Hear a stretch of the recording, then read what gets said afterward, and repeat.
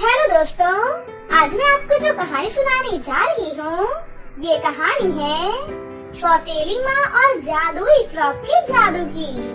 तो चलिए दोस्तों, देखते हैं आज की ये कहानी। बहुत समय पहले की बात है। गंगापुर गांव में किरण अपनी सौतेली माँ के साथ रहती थी। किरण की माँ को अभी मरे 2 साल ही हुए थे कि इसी बीच किरण के पिता ने सुरीली से दूसरी शादी कर ली। सुरीली से शादी करने के बाद किरण के पिता अक्सर काम से बाहर रहने लगे, जिसका फायदा उठाकर सुरीली किरण पर बहुत जुल्म किया करती थी। सुरीली की एक बेटी भी थी, जिसका नाम जानवी था। किरण के पिता को साल में सिर्फ एक ही बार मौका मिलता था अपने परिवार से मिलने का, इसलिए वो हर महीने शहर से ही पैसे भिजवाते रहते थे। अपने पति के भिजवाए पैसों से सुरीली अपनी बेटी जानवी के साथ बहुत ऐश करती थी। वो अपनी बेटी जानवी के साथ शॉपिंग पर जाती थी, पर कभी भी किरण को लेकर नहीं जाती थी। सुरीली हमेशा किरण से घर का काम करवाती रहती थी। किरण, हम शॉपिंग पर जा रहे हैं। ये सुनकर किरण बहुत ही खुश हो जाती है। ठीक है माँ, मैं जल्दी जल्दी सारे घर का काम खत्म कर लेती हूँ। किसने कहा कि तू भी जा रही है? तू अपना आराम से काम खत्म करना। मैं और जानवी जा रही हैं। शाम तक आ जाएंगे। मैं और जानवी होटल में खाना खा कर ही आएंगे। फ्रिज में खाना पड़ा हुआ है, वो गरम करके खा लेना तू। इतना कहकर सुरीली जानवी को लेकर शॉपिंग पर चली जाती है। किरण चुपचाप अपने घर का सारा काम खत्म करके बासी खाना गरम करके खा लेती है। ऐसे ही किरण अपने रोजमर्रा की जिंदगी गुजार रही थी कि एक दिन किचन में खाना बनाते समय किरण से गलती से फर्श पर तेल गिर जाता है। तभी किरण बोलती है, अरे नहीं, इतना सारा तेल गिर गया। पहले रोटियां बना लेती हूँ, उसके बाद फर्श साफ कर दूंगी। किरण रोटियां बना ही रही थी कि इतने में उसे जानवी के चिल्लाने की आवाज आती है।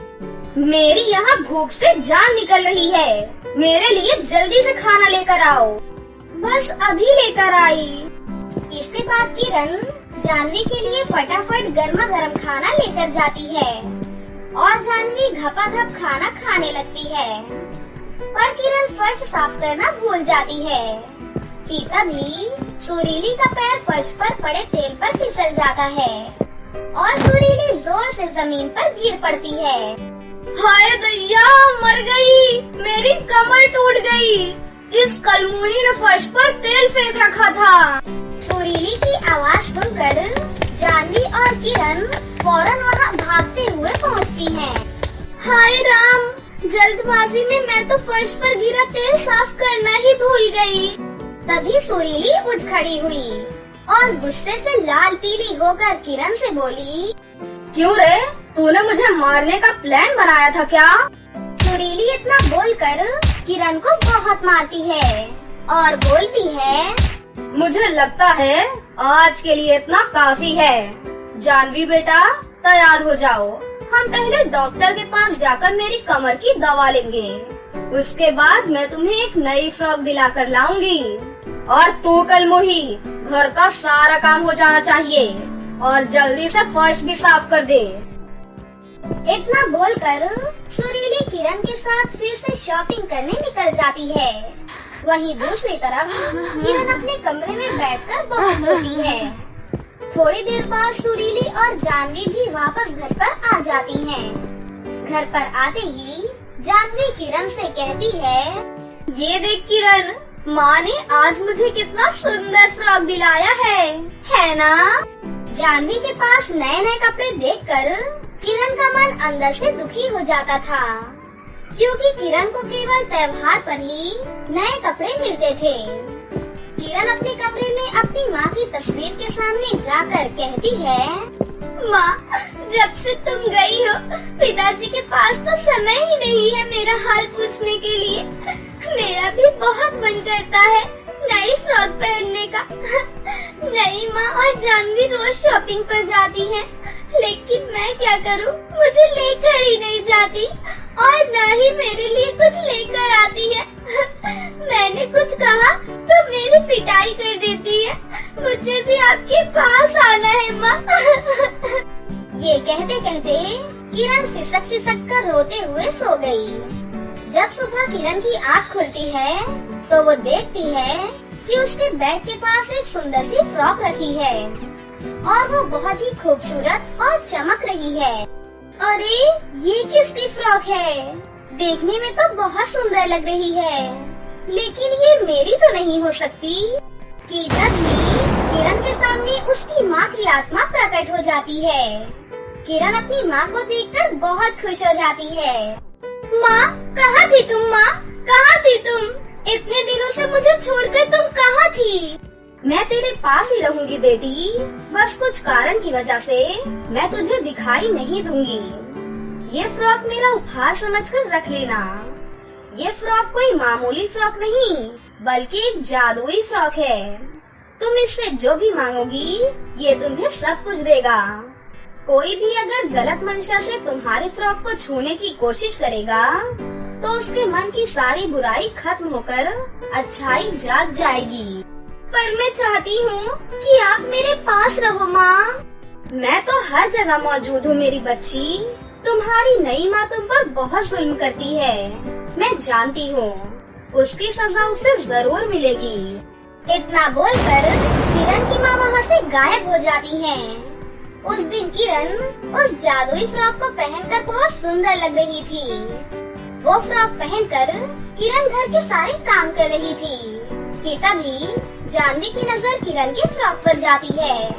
तभी जानवी बोलती है, ए किरण, ये फ्रॉक मुझे दे दे। इतनी सुंदर फ्रॉक तुम्हारे ऊपर जच नहीं रही है। नहीं जानवी, ये फ्रॉक तो मैं तुम्हें नहीं दे सकती, क्योंकि ये फ्रॉक मेरी माँ की आखिरी निशानी है। तभी सुरीली भी वहाँ पर आकर कहती है, मेरी बेटी को जो पसंद आ गया वो मैं उसके नाम कर देती हूँ। तो तेरी ये फ्रॉक क्या चीज है? जल्दी से फ्रॉक उतार कर मेरी बेटी को दे दे, वरना तुझे पता है ना तेरे साथ क्या होगा। किरण डर जाती है, लेकिन फिर भी वो अपना आत्मविश्वास नहीं खोती है और बोलती है, नहीं माँ, बस आपसे एक ही विनती है, बस आप ये फ्रॉक मत लो मुझसे माँ। लगता है तू ऐसे नहीं मानेगी। रुक जा, तुझे तो अभी बताती हूँ। ये कहते हुए सुरीली किरण के फ्रॉक को हाथ लगा देती है। फ्रॉक को हाथ लगाते ही सुरीली को एक जोरदार बिजली का करंट लगता है और सुरीली जोर जोर से रोने लगती है। अब आपको क्या हुआ माँ? आप रो क्यों रही हो? मुझे माफ कर दे किरण बेटी, मैंने तुझ पर बहुत जुल्म किए। मैं एक पापी औरत हूँ, मुझे सजा मिलनी चाहिए। तभी किरण समझ जाती है कि ये जादुई फ्रॉक का ही जादू है, लेकिन जानवी को कुछ भी समझ में नहीं आ रहा था। माँ, आप ये क्या कर रही हो? आप समझी? किरण, तूने ही कोई काला जादू किया है ना मेरी माँ के ऊपर? बोल, क्या किया है तूने मेरी माँ पर? नहीं जानवी, मैंने कुछ नहीं किया। तभी जानवी भी किरण के जादुई फ्रॉक को हाथ लगा देती है और उसे भी एक जोरदार करंट लगता है और वो भी जोर जोर से रोने लगती है और वो रोते रोते बोलती है, मुझे माफ कर दो दीदी, मैंने कभी भी आपको बहन नहीं समझा, लेकिन आज के बाद मैं हमेशा आपसे मिलकर रहूंगी। मैं बहुत पापी इंसान हूँ। इतने में किरण के पिता राजेश घर पर वापस आ जाते हैं और वो जानवी और सुरीली को देखकर बहुत हैरान हो जाते हैं। तभी वो किरण से कहते हैं, मैं तो अपने परिवार को खुश रखने के लिए पूरे साल बाहर रहता हूँ और मुझे ये चिंता सताती रहती थी कि कहीं ये दोनों माँ बेटी मिलकर तुम्हारी आंखों में आंसू ना ला दे। लेकिन यहाँ तो उल्टा ही चल रहा है बेटी, तुमने ही इन्हें रुला दिया। मुझे लगता है कि अब सब कुछ ठीक हो चुका है पिताजी, अब आप कभी भी मुझे छोड़कर मत जाना। हाँ बिटिया, मैं अब से यहीं रहकर काम करूँगा। फ्रॉक को छूते ही जानवी और सुरीली को उनकी गलतियों का एहसास हो गया था। उस दिन के बाद से सुरीली किरण को अपनी बेटी की तरह प्यार करने लगी और जानवी अपनी बहन की तरह किरण से हर चीज बांटकर इस्तेमाल करने लगी। धन्यवाद माँ, आप जहाँ भी हो हमेशा खुश रहो। जब सीधी उंगली से घी ना निकले तो कभी कभी उंगली टेढ़ी करनी पड़ती है। कैलाशपुर गांव में सूरज नाम का एक व्यक्ति रहता था। सूरज बहुत गुस्से वाला व्यक्ति था। उसे ज्यादा किसी से बातचीत करना पसंद नहीं था। उसकी बीवी कुसुम और उसकी एक बेटी भी थी जिसका नाम मेहर था। मेहर अपनी माँ से बहुत प्यार करती थी।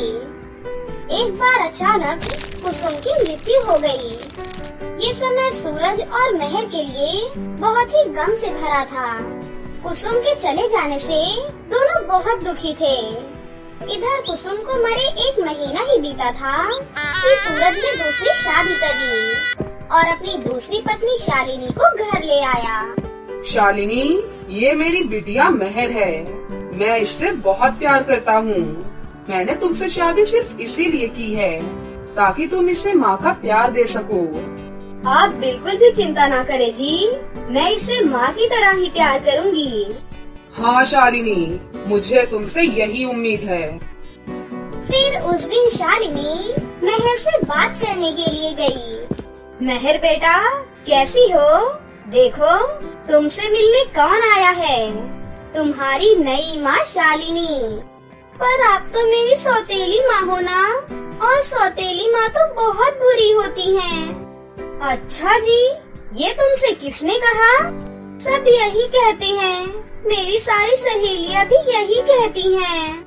अच्छा सुनो, मैं तुम्हारी सौतेली माँ नहीं हूँ, बल्कि तुम्हारी माँ हूँ। बस तुम मुझे अब से माँ कहकर बुलाना। मतलब ये कि तुम्हारे पापा ने मुझसे सिर्फ तुम्हारे लिए ही शादी की है और मुझसे कहा है कि मैं तुम्हारा खास ध्यान रखूं। और वैसे भी तुम बहुत ही प्यारी हो और मुझे भी बहुत पसंद आ गई हो। वो क्यों भला? क्योंकि तुम दिन भर अपनी माँ की तस्वीर देखती रहती हो। तुम अपनी माँ से बहुत ही प्यार करती हो और इतना प्यार करने वाली बेटी मुझे मिल जाए फिर तो मेरे भाग्य ही खुल जाएंगे, है ना? आप भी बहुत प्यारी हो। अब से आप ही मेरी माँ हो। माँ। पहले ही दिन मेहर और शालिनी की दोस्ती हो गई और अगले कुछ ही दिनों में वो दोनों आपस में घुल मिल गई थी।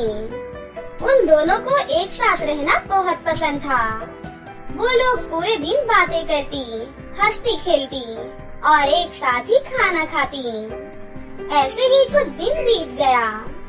मेहर ने अपनी माँ की अलमारी खोलकर अपनी सगी माँ का लहंगा निकालकर शालिनी को दिया और बोली, माँ ये लहंगा पहन कर दिखाओ ना।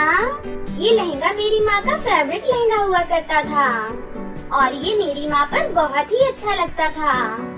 आप प्लीज इसे पहन कर दिखाओ ना। प्लीज माँ, आप पर भी ये बहुत जमेगा। जरूर, ये लहंगा तुमने मुझे दिया है तो मैं इसे पहनकर तुम्हें जरूर दिखाऊंगी। तुम यहीं रुको, मैं पहनकर अभी आती हूँ। शालिनी कमरे में गई और उसने वो लहंगा पहना, पर जैसे ही उसने लहंगे को पहना वो गायब हो गई। तभी सूरज आ गया और दरवाजा खटखटाने लगा। है कोई? शालिनी, मैं बाहर खड़ा हूँ, दरवाजा तो खोलो। शालिनी ने फटाफट से दरवाजा खोला, पर वो सूरज को नजर ही नहीं आ रही थी। कमाल है, दरवाजा अपने आप कैसे खुल गया और शालिनी कहीं नजर क्यों नहीं आ रही? शालिनी, तुम कहाँ हो? हाँ जी, बोलिए। अरे, तुम दिखाई ही नहीं दे रही, कहाँ हो तुम? जी, यहीं पर तो हूँ। क्या हो गया आपको? ओहो, क्या मजाक कर रही हो? मुझे तो नहीं दिख रही तुम। तभी सूरज को बाहर से एक आवाज आई, सूरज, मिस्टर सूरज, सूरज। सूरज बाहर निकल गया। इधर शालिनी को कुछ समझ में नहीं आ रहा था कि उसके साथ क्या हो रहा है। शालिनी शीशे के सामने खड़ी हो गई और उसने देखा कि वो शीशे में दिखाई ही नहीं दे रही थी। ये कैसे हो सकता है? मैं शीशे में दिख क्यों नहीं रही? ये क्या हो रहा है मेरे साथ? आखिर ये माजरा क्या है? शालिनी समझ गई कि उसने जो लहंगा पहना है वो मामूली लहंगा नहीं बल्कि जादुई लहंगा है। शालिनी ने तुरंत उस लहंगे को उतारकर संभाल कर उसे रख दिया। कुछ ही देर बाद सूरज वापस आया और बोला, अरे शालिनी, कहाँ चली गई थी तुम? मैं तुम्हें कब से आवाजें लगा रहा था। वो मैं यही बेड के नीचे सफाई कर रही थी। ठीक है, मैं बाहर जा रहा हूँ। आते आते देर हो जाएगी। तुम और मेहर खाना खा लेना, ठीक है? इतना बोलकर सूरज वहाँ से चला गया और फिर शालिनी उस जादुई लहंगे की बात मेहर को जाकर बताती है। क्या सच में माँ, ये जादुई लहंगा गायब होने वाला है? हाँ, सच में। अच्छा, ये बात तुम्हारे पापा को बताऊं क्या? नहीं, उन्हें मत बताना। माँ का लहंगा जादुई बन गया। इसके पीछे कोई भी वजह हो सकती है। अच्छा, ठीक है। अगले दिन सूरज बहुत ही उदास और टेंशन में था। तभी शालिनी उससे पूछती है, तबीयत तो ठीक है ना जी आपकी? हाँ, सब ठीक है। तुम बस जाकर एक कप चाय बनाकर ले आओ मेरे लिए। तभी दरवाजे पर बेल बजती है और शालिनी दरवाजा खोलने जा ही रही थी कि तभी सूरज बोला, अरे रुक जाओ शालिनी, मैं खोल देता हूँ। दरवाजे पर फिर से वही लड़की थी जो उस दिन सूरज को आवाज लगा रही थी। दरअसल ये डॉली थी जो सूरज की बिजनेस पार्टनर थी। शालिनी सुनो, मुझे डॉली मैम से किसी बड़ी डील के बारे में डिस्कस करना है। कोई हमें डिस्टर्ब ना करे, इस बात का खास ध्यान रखा जाए। अब तुम जाओ और दरवाजा लॉक करते हुए जाना। ठीक है जी। इतना बोलकर शालिनी वहाँ से बाहर मेहर के कमरे में आ गई। मेहर डॉली के बारे में सुनकर थोड़ा घबरा गई और बोली, माँ, ये औरत मुझे बिल्कुल अच्छी नहीं लगती। मेरी सगी माँ के मरने से पहले भी यही लेडीज घर में आई थी और पापा ने मुझे ऐसे ही बोला था। अच्छा, फिर अब क्या करें? कैसे पता लगाएं कि आखिर अंदर हो क्या रहा है? माँ, आप वो जादुई लहंगा पहनो और पता लगाओ कि पापा वहाँ उस लड़की से क्या बातें कर रहे हैं। हाँ, तुम सही कहती हो। ये ठीक है, अभी पता करती हूँ। शालिनी तुरंत ही वो जादुई लहंगा पहनकर बाहर आकर मेहर से बोलती है, बेटी, मैं तुम्हें दिख रही हूँ क्या? नहीं माँ, पर आप हो कहाँ? यही हूँ। और फिर शालिनी उस कमरे में गई जहाँ डॉली और सूरज आपस में बैठकर बातें कर रहे थे और वहीं उनके बीच में बैठकर उनकी सारी बातें सुनने लगी। डार्लिंग, सब सही करके मैं तुमसे शादी कर लूँगा, तुम टेंशन मत लो। लेकिन कब सूरज? मुझसे अब तुम्हारे बगैर और नहीं रहा जाता। डॉली बेबी, तुम्हें तो पता ही है कि ये सब कुछ मैं तुम्हारे लिए ही कर रहा हूँ। मैंने पहले भी अपनी पहली पत्नी कुसुम को मार डाला ताकि ये सारी जायदाद प्रॉपर्टी मेरे नाम हो जाए, पर कमबख्त ये सब मेहर के नाम कर गई और अब मैं मेहर को मारूंगा और इल्जाम उसकी सौतेली माँ पर डालूंगा। दुनिया जानती है सौतेली माँ कैसी होती है और उसके बाद ये सारी प्रॉपर्टी हमारी होगी। क्यों, कैसा लगा प्लान? वाह जानू, it is a fantastic idea. पर जो भी करना है अब जल्दी करो, मुझसे सब्र नहीं हो रहा है।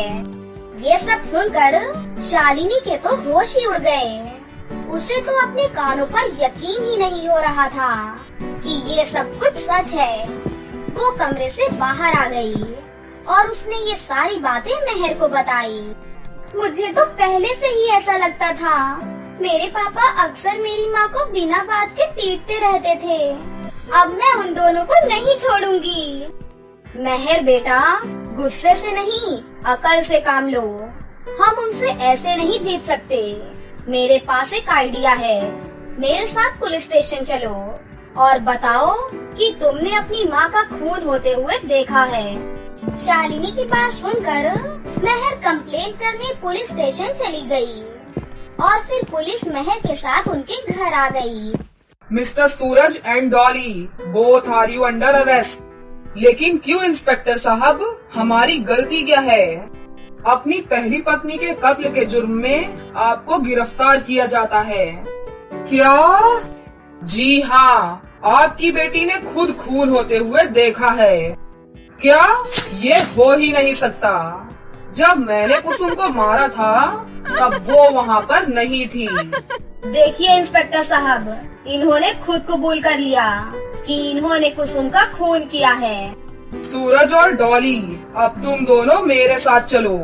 तुम दोनों की जगह अब जेल में है और वहीं चक्की पीसना।